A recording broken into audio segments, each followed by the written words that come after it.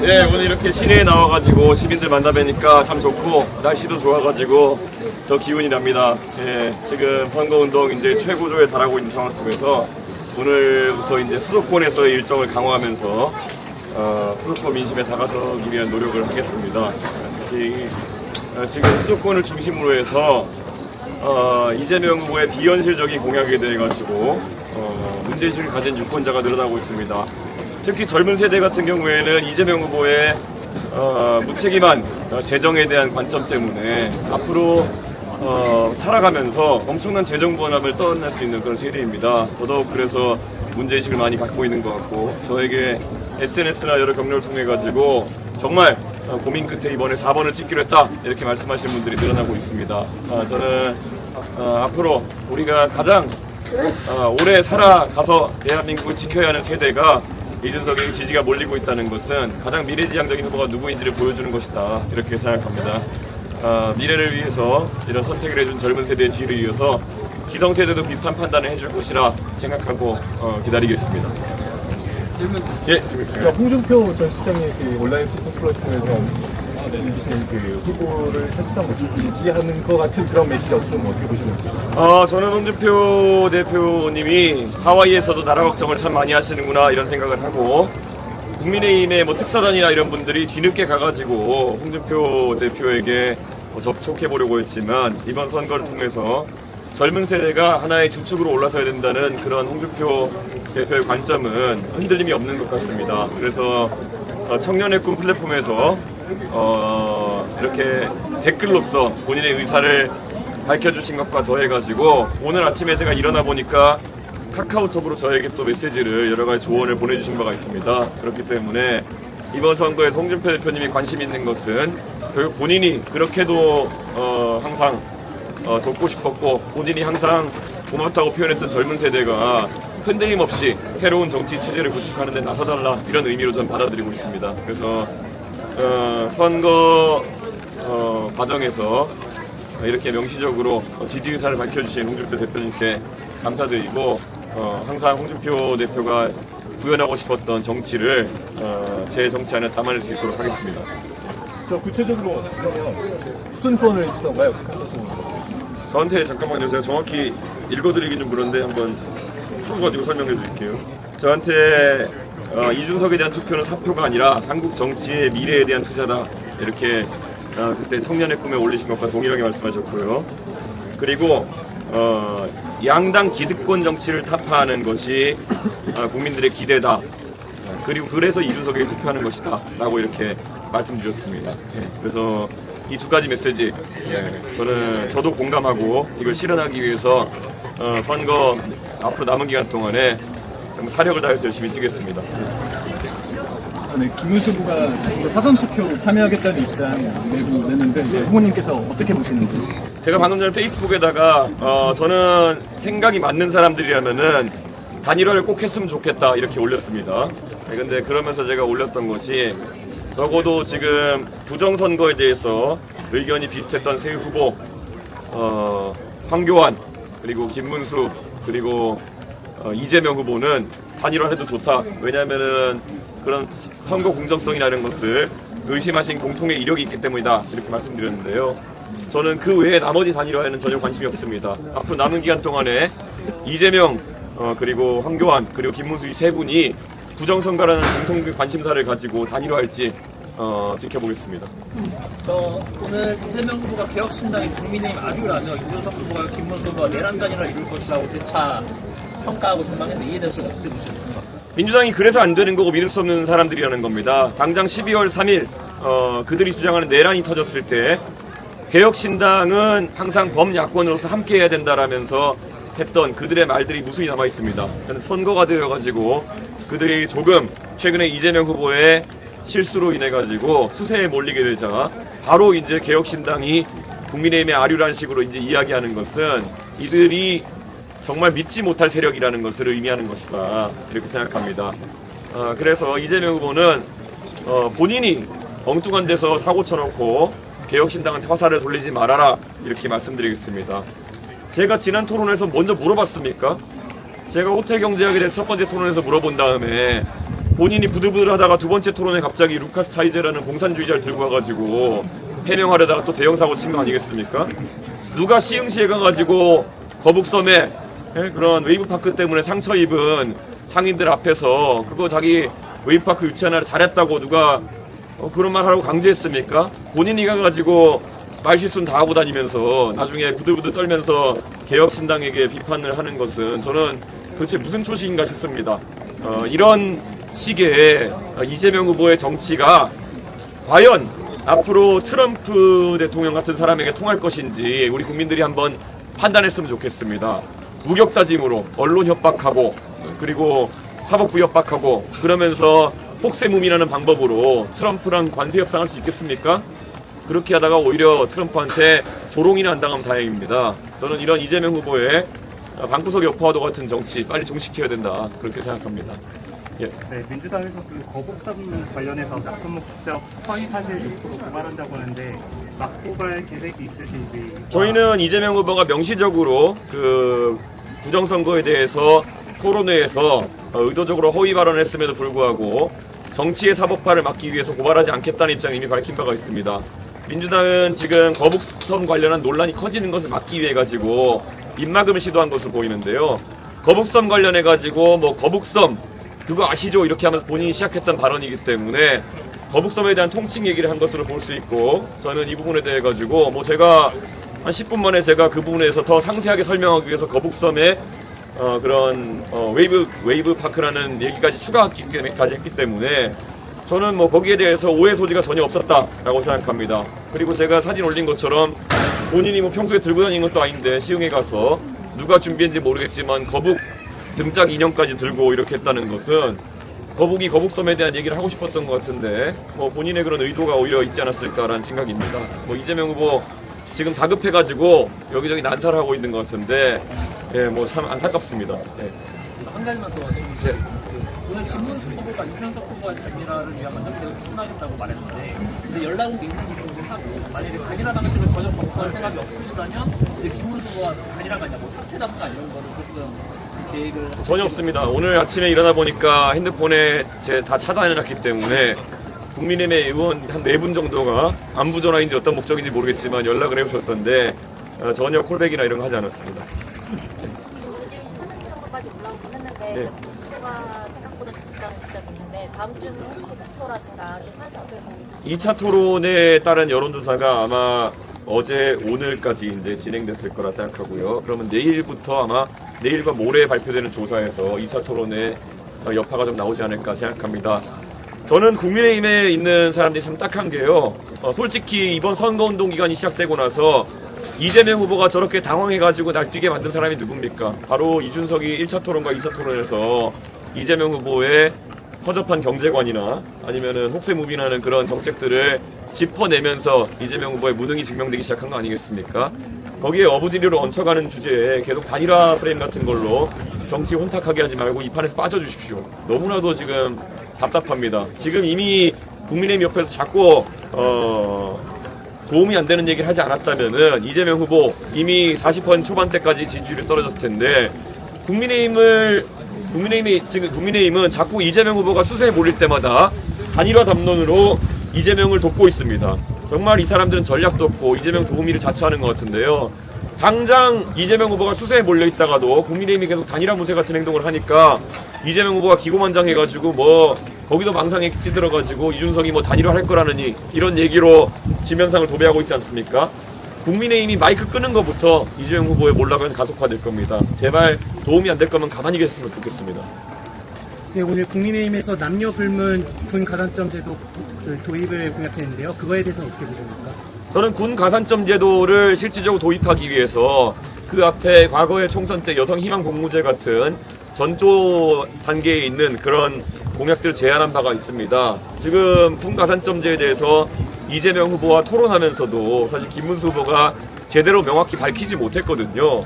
그 군 가산점제가 헌법재판소에서 문제가 있다고 판단받은 것은 장애인에 대한 어떤 그런 부분 때문에 판단받은 것인데 김문수 후보가 내용도 정확히 알지 못해서 이재명 후보에게 정확하게 반박하지 못했던 것으로 기억하는데요. 저는 그런 걸 봐서라도 급조한 공약들 들이밀기보다는 차분히 그런 메시지를 전달했을 때 가장 소구력이 큰 이준석에게 맡겨놨으면 좋겠다, 그런 생각입니다. 네. 네, 감사합니다. 이준석! 더 크게 합시다. 이준석! 이준석! 이준석! 이준석! 이준석!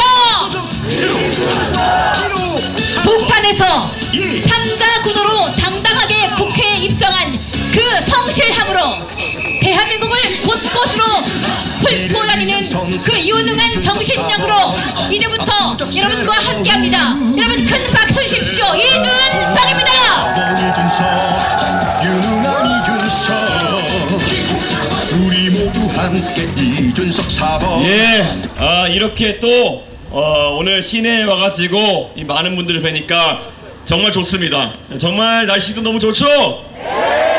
예, 무엇보다도 참 선거운동하기 좋은 날이고 우리 같이 사진 찍기 좋은 날이고 그리고 다 같이 나라 걱정하기 좋은 날이다. 그렇습니까? 예, 사실 이번 선거 계속 이재명 후보가 기고만장하게 본인이 다 이긴 것처럼 행동하고 그래서 법원까지 겁박하는 모양새가 한 2주 전까지의 모습이었습니다.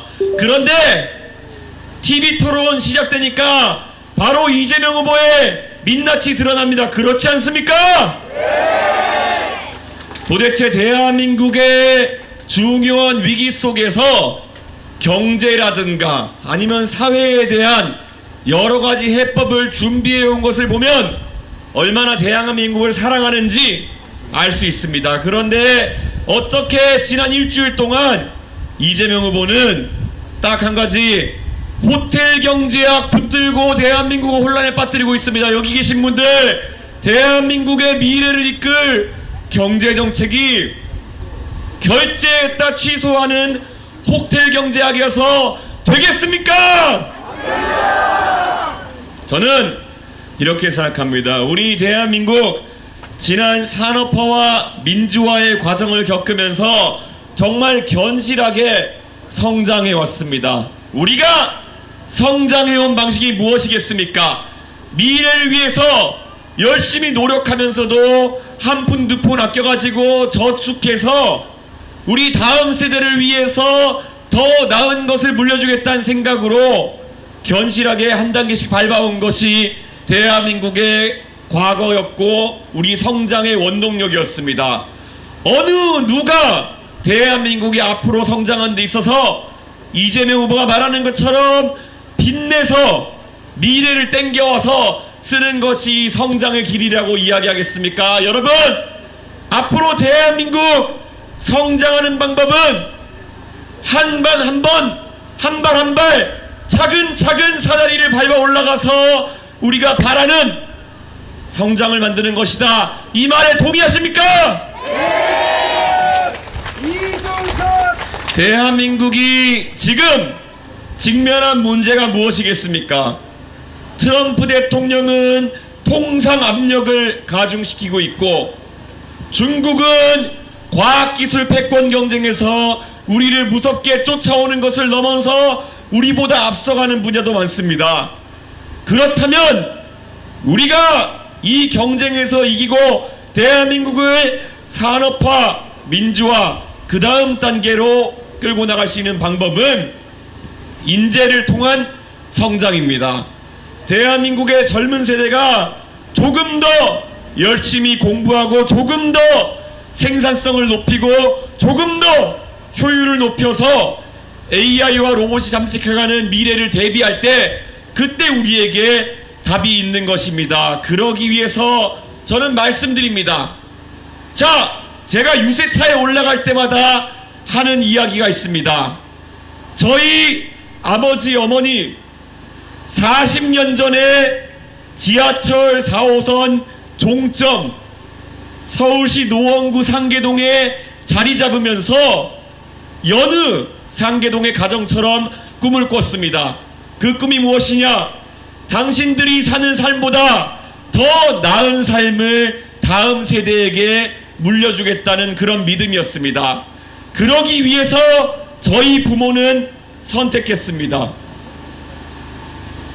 우리가 오늘 외식을 조금 덜하더라도, 우리가 오늘 조금 덜 화려한 옷을 입는다 하더라도 우리는 교육에 투자하겠다. 내 아들, 내 딸이 나중에 언젠가는 서울시 노원구 상계동에 살던 우리 삶보다 조금은 더 서울의 중심부로 다가갈 수 있는, 대한민국의 중심부로 다가갈 수 있도록 우리는 덜 입고 덜 먹으면서 투자하겠다. 그 투자 덕분에 제가 오늘 이 자리에 있다, 저는 그렇게 생각합니다. 그래서 우리 부모님께 감사함에 더해서 이것이 가능하게 해준 대한민국을 저는 사랑합니다. 오직 대한민국이었기 때문에 제가 말하는 저의 삶이 현실이 될 수 있었던 겁니다. 노원구 상계동에서 열심히 공부하면은 나랏돈 국비 유학생이 돼가지고 미국에 가서 세계의 석학들에게 배우고 돌아와가지고 정치를 하겠다 그랬을 때 빽이 하나 없어도 우리 국민들께서 저를 일으켜 세우셔가지고 큰 당의 당대표도 만들어주시고 동탄의 국회의원도 만들어주시고 오늘 제가 이 유세차에 서서 대한민국의 대통령이 되면 무엇을 하겠다는 말씀을 여러분에게 드리고 있습니다. 이 꿈이 저희 가정, 저희 가족의 꿈이 아니라 대한민국 모든 사람들에게, 모든 가족에게 열려있는 꿈이 되는 것이 우리 대한민국이 전 세계에서 가장 공정하고 가장 민주적인 나라가 된다는 그런 말 아니겠습니까? 저는 이 기회의 사다리를 꼭 지키고 싶습니다. 여러분, 제 뜻에 동의하십니까? 제가 2018, 2019년에 한창 조국 전 장관 사태가 발발했을 때 분노했던 것은 한 가지 지점입니다.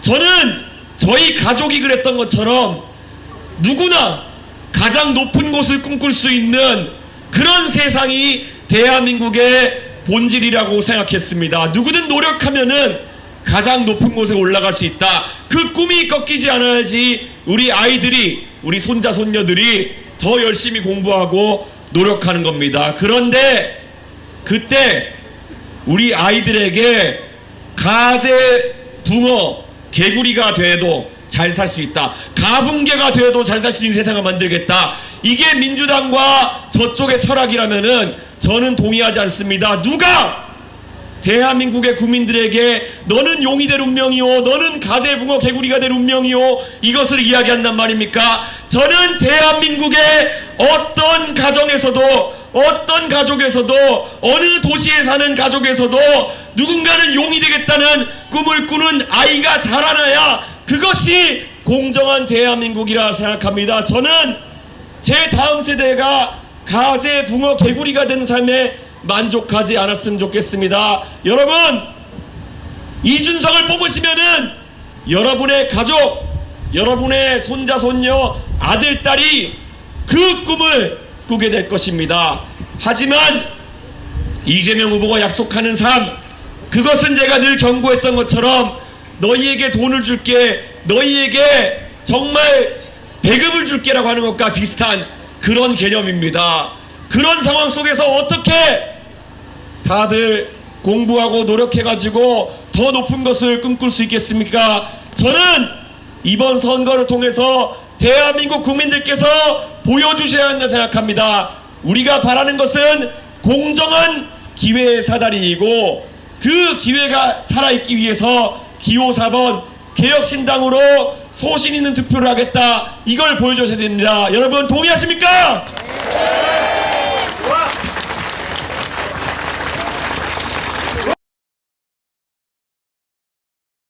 저는 이번 두 번의 TV 토론을 겪으면서 너무나도 당황했습니다. 저는 올해 나이가 40입니다. 적어도 어리다 취급을 받을 나이는 아니어야 합니다. 왜냐? 대한민국의 평균 연령이 44세, 45세쯤 됩니다. 저는 이제 대한민국의 허리가 될 자격이 충분한 사람입니다. 그런데 지난 두 번의 TV토론 과정 속에서 85년생인 저에게 64년생인 이재명 후보가 하는 모습을 보셨을 겁니다. 저는 충분히 제가 대표하는 당원들과 지지자들의 뜻을 받들어서 이재명 후보에게 물었습니다. 당신의 경제정책은 이상하다. 해명해 보아라. 그럴 때마다 이재명 후보가 답변을 어떻게 했습니까? 극단적이시군요. 이렇게 답을 하면서 회피했습니다. 급기야 두 번째 토론에서는 제가 질문할 때마다 저를 훈계하려 달려들었습니다. 이게 지금 대한민국의 대통령이 되겠다는 사람이 대한민국의 허리가 될 나이를 된 이준석 개인에게도 할 수 없는 행동인 것입니다. 스스로 대통령이 되겠다는 사람이 과거의 본인의 그런 트라우마 때문에라도 어떻게 방탄유리 속에 틀어박혀가지고 국민에게 여론을 듣겠습니까? 김문수 후보가 당당하게 이야기했습니다. 내가 만약에 총을 맞을 일 있으면은 나는 맞겠다. 그런 일이 일어나서는 안 되는 것이지만 정치인은 항상 그런 위험을 가지고도 국민들의 말을 듣겠다는 숙명을 가지고 시민들 속으로 들어가는 것입니다. 대한민국의 일반적인 시민이 밤거리를 다니고 길거리를 다니는데 위험하다면은 저는 제가 대통령이 되더라도 그 위험을 공유하겠습니다.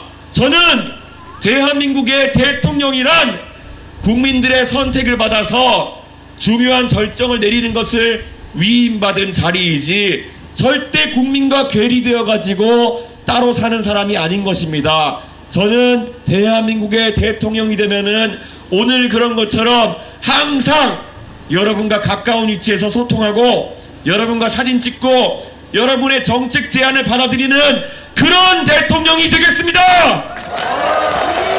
이준석!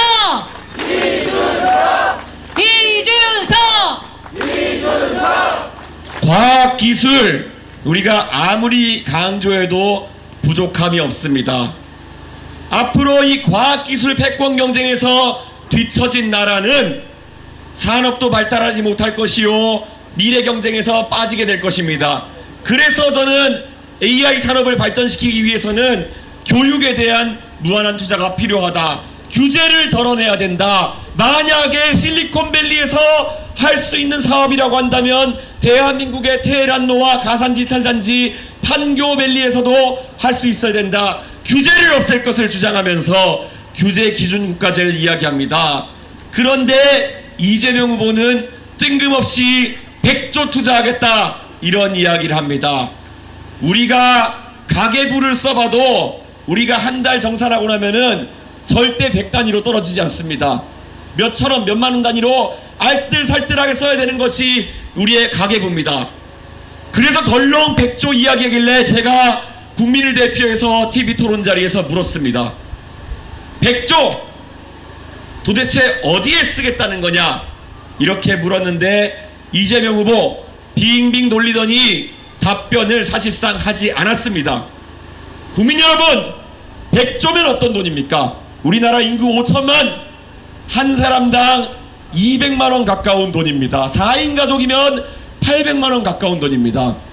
그 돈을 AI 어쩌고 하면 쓰겠다고 하는데 어떻게 똑부러지게 대충 어떻게 쓰인다조차 설명 못한단 말입니까? 이거 이재명 후보 제가 괜히 물어본 게 아닙니다. 어떻게 대통령 후보로 나와 있다는 분이 대장동이다, 백현동이다, 위례동이다, 성남FC다 돈과 관련된 문제 때문에 그렇게 많은 재판을 받고 있으면서 걱정하는 국민들의 질문을 대신했더니 똑바로 답을 못합니까?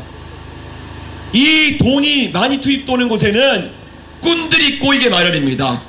기획서 한 장 들고 다니면서 내가 AI니 뭐니 한다 이러면서 나라 돈 빼가려는 사람들 얼마나 많은지 우리 국민들 알고 계시지 않습니까? 국민 한 사람당 200만원 가까운 돈이 투입되면은 100조 가까운 돈이 되는데 이걸 어떻게 쓸지조차 똑바로 답변하지 못하는 사람, 제가 그저께는 또 물어봤습니다. 간병비를 건강보험료에서 지원하겠다고 하는데 간병비 총액은 한 15조 된다. 어떻게 지원하겠다는 거냐? 이미 2033년 되면은 마이너스 30조, 적자가 30조 나겠다고 예고되어 있는데 당신은 어떻게 간병비 지원하겠다는 거냐? 이재명 후보의 답변 정말 가관이었습니다. 얼버무리기, 훈계하기, 이것으로 일관했던 것입니다. 저는 그렇기 때문에 우리가 이제 표로서 심판해야 됩니다. 국민들 앞에서 숫자가 맞지 않는 약속을 흔들면서 뻥을 치는 사람이 있다. 그렇다면은 대한민국 국민들이 우리는 바보가 아니다, 이런 것을 보여줘야 되는 것입니다. 이재명 후보 며칠 전에 유세차에 올라가서 이렇게 얘기했습니다. 호텔 경제학, 그거 알아듣지 못하면은 바보라는 식으로 이야기했습니다. 지금 이 자리에 계신 국민들 중에서 대다수가 호텔 경제학 이해하실 수가 없을 겁니다. 왜냐하면 그걸 이해하는 게 전 바보라고 생각합니다. 그렇지 않습니까?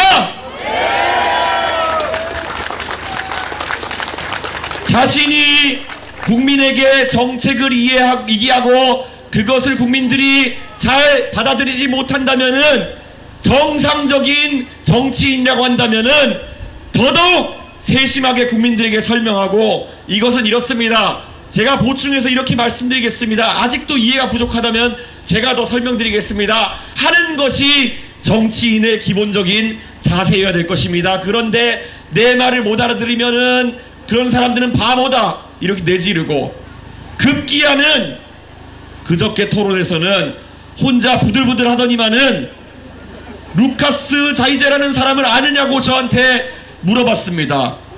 제가 모를 줄 알았겠죠. 하지만 저는 알고 있었습니다. 그 사람은 독일 공산당 기관지의 편집장을 지낸 공산주의자인데 도대체 그 사람을 왜 들어가지고 대한민국 국민들을 가르치려고 하는 것입니까? 대한민국이 6.25 전쟁 이후로 이런 사람을 과연 본 적 있습니까? 공산주의자의 경제 이론을 들어가지고 대한민국 국민들에게 경제란 이런 것입니다 하고 가르치려고 하는 사람, 저는 처음 본 것 같습니다. 여러분, 아마 이재명 후보 루카스 자이제가 공산주의자에 가까운 사람이라는 것을 전혀 몰랐을 겁니다. 대충 어디 인터넷 검색해 보다가 본인의 호텔 경제학이랑 비슷한 얘기를 찾으니까 기뻐가지고 TV 토론장에 들고 나왔다가 본인이 졸지에 공산주의자의 생각을 추종한다는 것을 온 국민에게 자랑스럽게 얘기하고 말았습니다. 제가 이 이야기를 말씀드리는 것은 이재명 후보가 멍청하다는 것을 조롱하기 위해서 하는 것이 아닙니다. 왜냐? 그저께 있었던 그 사건은 대한민국 대통령 선거에서 있었던 일이기 때문에 찰나에 이재명의 망신으로 끝날 뿐이지만은, 만약에 이재명이라는 사람이 이런 이론을 가지고 국제 무대에 가가지고 다른 나라 사람들에게 경제를 가르치겠다, 이런 식으로 했으면은 집에서 새던 바가지 밖에 가서 새는 것이요, 대한민국을 대표해서 망신살이 뻗치는 것입니다. 그런 일은 막아야 되지 않겠습니까, 여러분?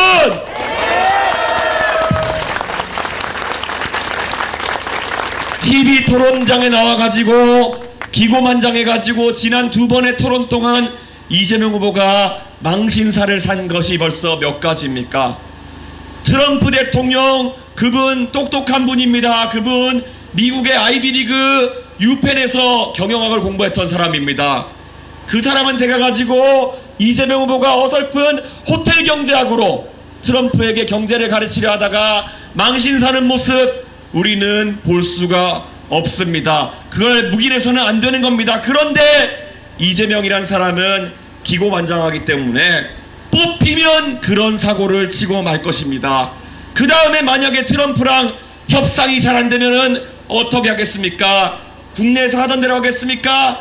개딸들한테 트럼프 대통령 전화번호 가르쳐주고 폭탄 문자 보내라고 할 겁니까? 그런 식으로 대한민국에 외교를 할 수는 없지 않습니까? 트럼프 대통령한테 적어도 지성을 바탕으로 대한민국의 국익과 미국의 국익을 들어가지고 조곤조곤 설명할 수 있는 그런 대한민국의 대통령이 필요한 것 아니겠습니까? 누군간 얘기합니다. 대한민국 대통령이 영어를 잘하는 것이 뭐 그렇게 중요한가? 물론 정상회담, 정상들과의 대화에서는 영어를 쓰지 않을 겁니다. 가서 통역을 두고 이야기하면은 적당히 할 수 있을 겁니다. 그런데 제가 한 가지 묻고 싶습니다. 저는 대한민국의 외교라는 것은 단순히 이제 정상회담을 넘어서야 된다, 그런 생각을 합니다. 이준석이 대통령이 된다면 국민 여러분께서는 한 번도 보지 못한 대통령의 세일즈 외교를 보게 될 것입니다. 저는 미국에서 컴퓨터 과학과 경제학을 공부한 사람입니다. 지금 당장 실리콘밸리에 가도 저랑 동문수학한 친구들이 실리콘밸리의 주요 IT 기업의 관리자로 있습니다.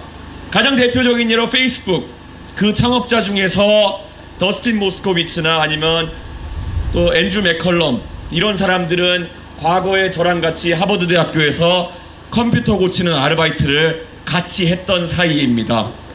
물론 그들과 최근에 연락이 긴밀하진 않았지만은 가서 얘기할 수 있습니다. 나 너희랑 같이 컴퓨터 고치던 이준석이야.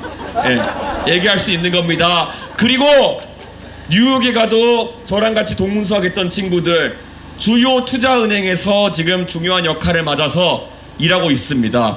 여러분, 이준석이 대통령이 되는 세상을 한번 꿈꿔봐 주십시오. 저는 제가 미국에 출장을 가게 되면 정상회담으로 가든지 제가 꼭 시간을 내가지고 미국의 방송에도 출연할 수 있습니다.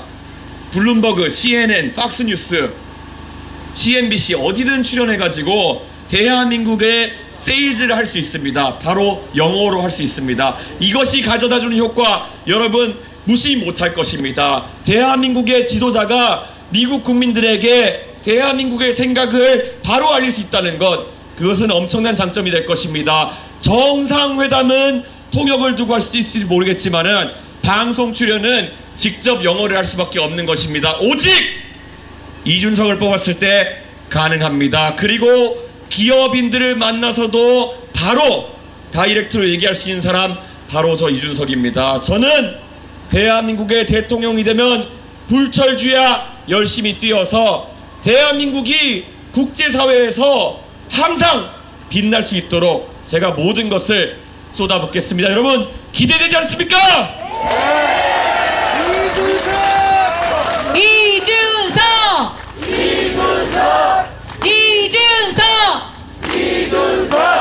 과거에 우리나라 대통령 중에 이명박 대통령 정도는 그래도 젊을 때부터 비즈니스를 하셨기 때문에 가면은 부시 대통령 골프카트도 몰고 가가지고 영어는 많이 안 돼도 가가지고 팔 잡아 당기면서 말도 걸고 이렇게 하면서 국익을 위해 노력했던 기억이 있습니다.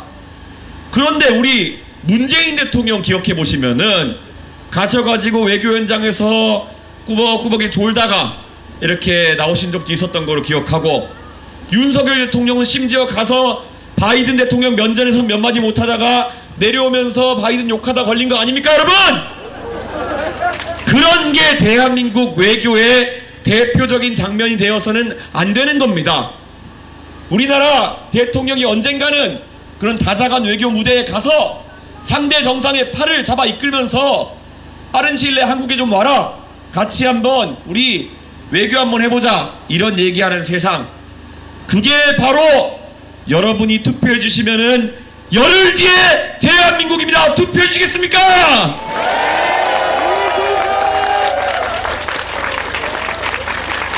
요즘 들어서 제가 저랑 경쟁하고 있는 김문수 후보님, 이재명 후보 이렇게 보면은 참 깝깝합니다.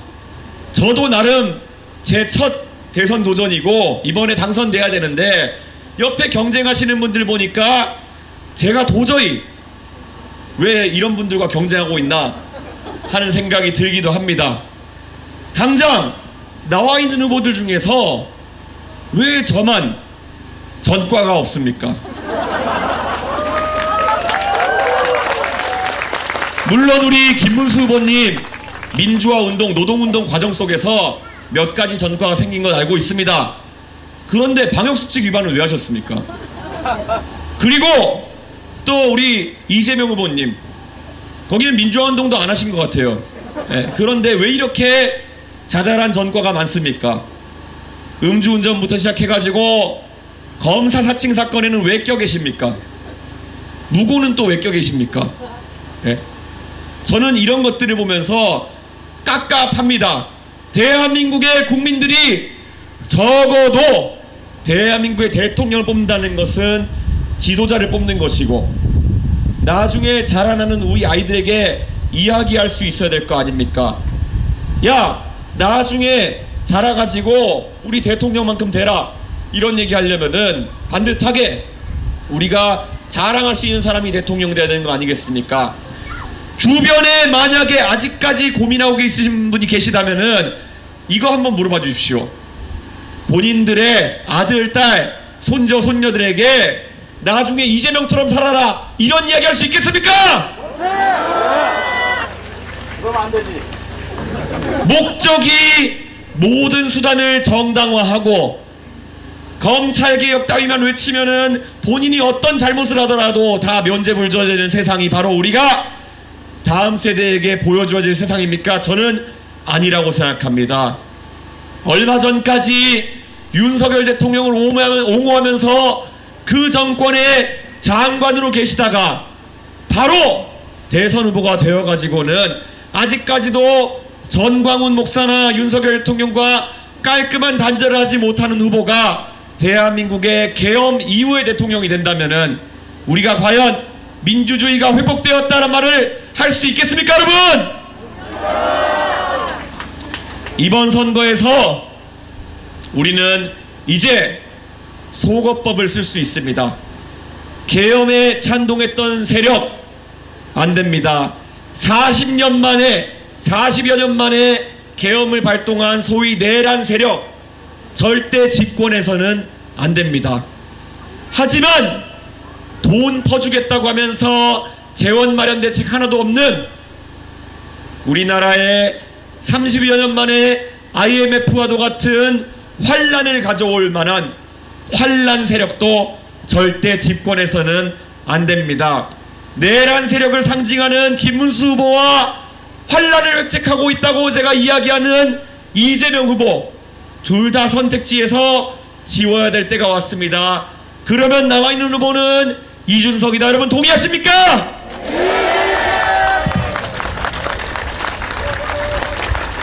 저는 선명하게 약속드리겠습니다. 저 이준석이 대통령이 되면 적어도 대한민국의 미래 세대, 여러분의 아들, 딸, 손자, 손녀가 롤모델로 삼아도 부끄럽지 않은 그런 대통령이 되겠습니다. 산업화와 민주화를 넘어서 우리나라가 다시 한번 도약할 수 있는 그런 중흥기를 만들어내겠습니다. 저는 오늘 여러분 앞에서 저의 비전을 말씀드렸습니다. 꼭 오늘 여러분 주변에 10사람에게만 이 이야기를 전해주십시오. 그리고 그 10분에게 또다시 10사람에게 전해달라고 말씀해 주십시오. 그렇게 되면 대한민국은 이틀 3일 뒤에도 많이 변해 있을 겁니다. 여러분, 동탄의 기적이라는 것이 별것이 아닙니다. 동탄에 사는 젊은 세대가 대한민국의 미래를 걱정해서 뽑아 올린 것이 이준석이라면은 이번 대통령 선거에서도 젊은 세대가 주축이 되어서 우리는 빨간색과 파란색의 양자택일을 더 이상 강요받지 않겠다는 것을 보여주셔야 합니다. 저 이준석 앞으로 선명하게 좌도 우도 아니고 앞으로 가는 길이 우리의 선택이 되어야 한다는 것을 목 놓아 외치겠습니다. 여러분 함께 해주시겠습니까? 대한민국을 위해 앞으로 더 열심히 선거운동하겠습니다. 여러분, 여러분의 소중한 한 표 사전투표 날부터 가서 압도적인 투표를 통해서 표현해 주십시오.